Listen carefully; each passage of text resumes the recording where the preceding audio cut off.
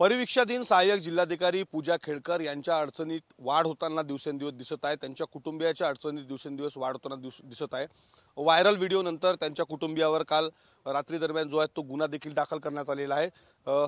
सध्या जर पाहिलं तर पूजा खेडकर याच वाशिमच्या विश्रामगृहातील गोदावरी या ठिकाणी कक्षामध्ये सध्या मुक्कामाला आहेत आणि कालपासून जर पाहिलं तर त्या कक्षाच्या बाहेर सुद्धा या ठिकाणी आलेल्या नाहीत। सध्या जर पाहिलं तर जी समिती पूजा खेडकर यांच्या प्रकरणासंदर्भात तपासणीसाठी तयार करण्यात आलेली आहे, त्या समितीद्वारे महाराष्ट्रातील ज्या जिल्ह्यातून पूजा खेडकर यांनी जी डॉक्युमेंट्स UPSC कडे सबमिट केली त्या संपूर्ण कागदपत्रांची पडताळणी जी आहे ती केली जाणार आहे। जे या ठिकाणी कास्ट सर्टिफिकेट असेल किंवा उत्पन्नाचा दाखला जो नॉन क्रिमिलियर असेल ते जे काही सबमिट जे आहे ते UPSC कडे केलं त्याची पडताळणी या ठिकाणी केली जाणार आहे।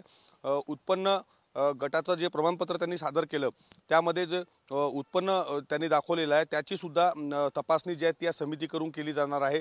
त्यावेळेस पालक कोणाला दाखवलं याची सुद्धा पडताळणी केली जाणार आहे।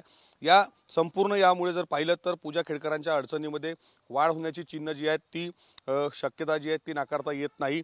8 लाखापेक्षा कमी उत्पन्न जे आहेत त्यांनी नॉन क्रिमिलियरमध्ये दाखवल्यामुळे त्याची सुद्धा संपूर्ण कागदपत्रांची पडताळणी या समितीद्वारे केली जाणार आहे। त्या भागातील जे SDM आणि तहसीलदार असतील त्यांच्याकडून या संपूर्ण दस्तावेजाची माहिती जी आहे ती घेतली जाणार आहे आणि या संपूर्ण संदर्भाने पाहिलं तर जे जे डॉक्युमेंट्स त्यांनी सबमिट केले त्या सगळ्या कागदपत्रांचं व्हेरिफिकेशन या समितीकडून केले जाईल आणि त्यानंतर जे आहेत त्या पूजा खेडकरांच्या संदर्भाने जी आहे ती कारवाई जी आहे ती पुढे केली जाणार असल्याची माहिती जी आहे ती मिळत आहे।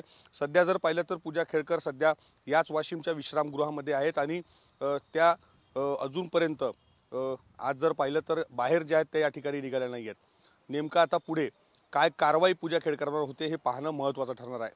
कॅमेरामन अनिकेत दहातोंडेसह विवेक गावंडे, TV9 मराठी, वाशिम।